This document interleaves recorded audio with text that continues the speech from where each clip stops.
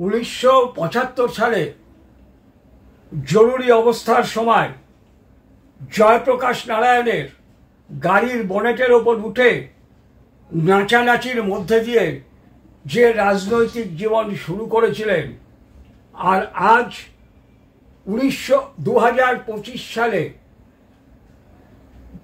মহালয়ার ঠিক আগের দিন, অর্থাৎ মাতৃপক্ষ শুরুর ঠিক আগের দিন পিতৃপক্ষে মাথায় হিজাব পরে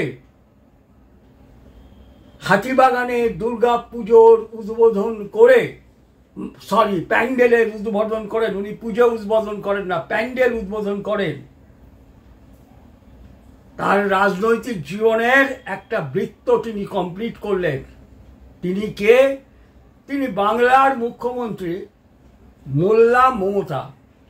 ভিডিওটা সবার আগে দেখুন। এরকম করে নিয়ে এখানে কানের সাইড দিয়ে ঢুকিয়ে তিনি আজকে পুজো উদ্বোধন করেছেন। সরাসরি হিন্দু আস্থা, হিন্দু রীতিনীতি, পরম্পরাতে আঘাত।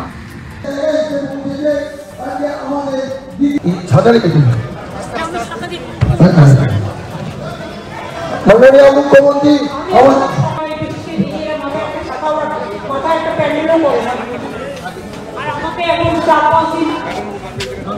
কন্টিনিউয়াস করতে হবে প্রায় ২৫০০ পুজো উদ্বোধন। তারপর মহালয়া মাতৃতর্পণ হবে। মাতৃতর্পণের আগে আমি পূজা মাতৃমূর্তি উদ্বোধন করি না, মহালয়ার দিন থেকে করি। আজকে আমি প্যান্ডেল উদ্বোধন হিসেবে এসেছি। সেই 1975 সাল পর থেকে মমতা ব্যানার্জি অনেক চড়াই উৎরায়ের মধ্যে দিয়ে গিয়ে আজ 1925 সালে মহালয়ার ঠিক আগের দিন মোল্লা মমতায় পরিণত হলেন। ভিডিওটা দেখলেন আপনারা? উনি কি বলছেন, এক্সকিউজ কি দিচ্ছেন? বৃষ্টি হচ্ছিল তাই মাথায় কাপড় দিয়েছি। হ্যাঁ, বৃষ্টি হচ্ছিল বলে উনি মাথায় কাপড়টা দিয়েছেন, কিন্তু দিয়েছেন কিভাবে? যেভাবে মাথায় হিজাব পরে, কারণ ওইভাবেই তো ওনার মানসিকতা। কাপড়টা আমরা অনেকভাবে দিতে পারি। আমাদের বাড়ির মেয়েরাও দুর্গাপুজোর ঠাকুর দেখতে বেরিয়ে অনেক সময় বৃষ্টি হয় মাথায় কাপড় দেয়, কিন্তু উনি কাপড়টা দিয়েছেন একেবারে যেভাবে মুসলিম মেয়েরা কানের পাশ দিয়ে দেয়, ঠিক অনেকটা সেইভাবে। কেন? উনি তো ওতেই অভ্যস্ত, তাই স্বাভাবিকভাবেই মোল্লা মমতার কাপড়টা ওইভাবেই হয়ে গেছে। আর হবে নাই বা কেন? কুমারটুলির দুই সূক্ষ্ম শিল্পী জ্যোতিবাবু এবং তার পরম উত্তরসূরি, তার স্নেহধন্য মোল্লা মমতা 10% মুসলমানকে 30% মুসলমানে পরিণত করে যে ঘুগনি 6টার সময় উঠে ঘুগনি মুড়ি খাওয়া ভোটারে পরিণত করেছেন, তাদেরকে যদি খুশি করতে হয় তাহলে তো দুর্গাপুজোর উদ্বোধন করা যায় না। কিন্তু এখনো তো এদেশে, এই বাংলার বুকে প্রায় 70% বোকা হিন্দুরা আছে। কাদের আমি যদি একেবারে উদ্বোধনটাকে রিফিউজ করে দিই তাহলে একটা ভুল মেসেজ যাবে।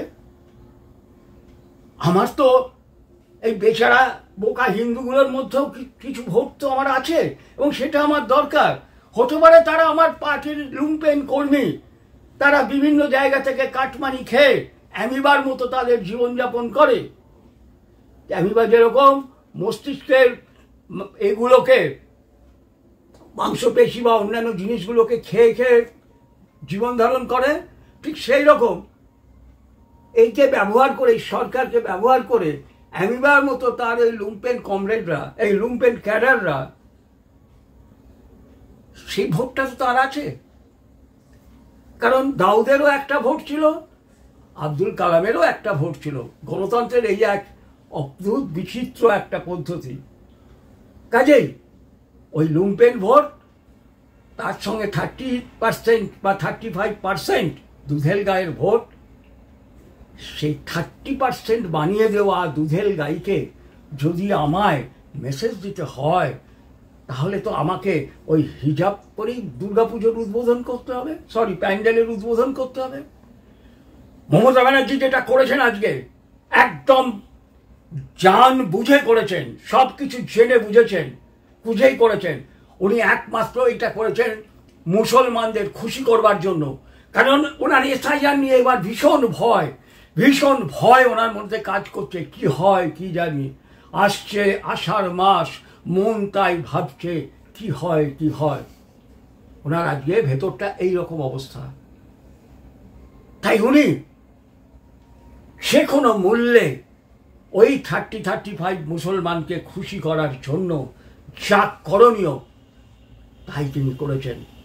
আর ওই পুজোর প্যান্ডেলে যারা তাকে দেখে এনেছিল, তারা এখানে ওই রকমভাবে যিনি পরে হিজাব পরে পুজোর উদ্বোধন করছেন, সেইখানে তারা সেই হিন্দুরা, এই কি বলবো, বোকা হিন্দু, বেচারি হিন্দু, ভীত হিন্দু, ধান্দাবাজ হিন্দুরা সব পদ নাচাচ্ছিল, খপাত করে পদ নাচাচ্ছে, খপাত করে পদ নাচাচ্ছে। আমি এইসব ভাষা আমি বলি না, আমার ভাষা অরিজিনাল, আমার ভাষা হচ্ছে রবীন্দ্রের ভাষা। কিন্তু কি করব বলুন তো? এইগুলো দেখলে আজকে যদি মুসলমানদের সঙ্গে এই জিনিস করা হতো, তাহলে কি হতো? তাহলে মুসলমান কোনো মুসলিম মহিলা যদি হিন্দু সেজে পুজোর উদ্বোধন করতো, মেনে নিত মুসলমানরা। শেখ হাসিনা পুজো মণ্ডপে যেতেন, কিন্তু তিনি মাথা ঢেকে যেতেন, মুসলমান রীতি মেনে যেতেন। আর উনি যদি ওই রীতিটা না মেনে হিন্দু রীতি মেনে যেতেন, তাহলে কি ভয়ঙ্কর পরিস্থিতি হতো। কিন্তু এখানে কি সে জিনিস হবে না। কারণ আমরা পচে গেছি, আমরা বাঙালিরা পচে গেছি। আমাদের এই বাংলাকে বিভক্ত করে একটা অংশ মুসলমানদের দিয়ে আর একটা অংশকে তথাকথিত ধর্মনিরপেক্ষতার নামে ওই দুধেল গাইদের হাতে তুলে দিয়েছে দুজন কুমারটুলির শিল্পী। প্রথমজন হচ্ছে কমরেড মমতা ব্যানার্জি, আর একজন হচ্ছেন মোল্লা মমতা, কমরেড জ্যোতি বসু, আর একজন হচ্ছে মোল্লা মমতা। ও বাঙালি, তোমার শেষ পরিণতিটা কি এই দিকে চলেছে? আজকে দুর্গাপুজোর হয় জুতো দিয়ে প্যান্ডেল করে, জুতোর প্যান্ডেলে হয়, দুর্গাপুজো হয়। আজকে দুর্গাপুজো হয় আজানের ধ্বনির মধ্যে দিয়ে, আজকে দুর্গাপুজো হয় বিভিন্ন থানায় নোটিশ করে দেওয়া হয়, যে সময় আমাদের আজান আছে সেই সময় যেন মাইকে পুজোর মন্ত্র বা অন্যান্য ঢাক ঢোলের শব্দ না হয়।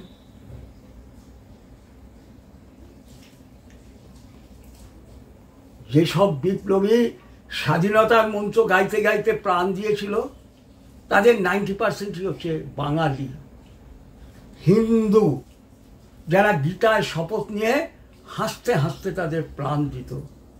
আর আজকের বাঙালি হিজাব পরে আজকে দুর্গাপুজোর উদ্বোধন করছে, আজান দিয়ে দিনের দুর্গাপুজো শুরু হচ্ছে সকালের, জুতোর দিয়ে প্যান্ডেল বানিয়ে মায়ের আরাধনা হচ্ছে। আজকে নামতে নামতে নামতে নামতে এই বাঙালি সমাজ আজকে কোথায় এসে জানিয়েছে। আজকে আমরা রামধনু বলি না, আজকে আমরা রামধনু বলা ভুলে গেছি, আজকে আমরা রংধনু বলি। আমরা বিদ্যাসাগরের ওই বর্ণ পরিচয় পড়তে গিয়ে বলি না রীতে ঋষি মশাই বসেন পূজায়, আমরা একটু ভুলে গেছি, আমরা এসব বলি না।